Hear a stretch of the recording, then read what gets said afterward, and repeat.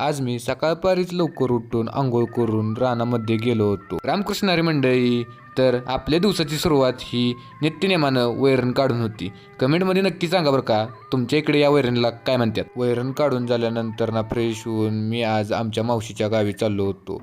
बऱ्याच दिवसातून मावशीच्या गावी जाण्याचा योग आला होता. वेड्या वाकड्या वाटांचा अंदाज घेत घाटातून मी निसर्गाचा आनंद घेत आमच्या मावशीच्या गावी पोचलो. हे आहे आमच्या मावशीचं गाव.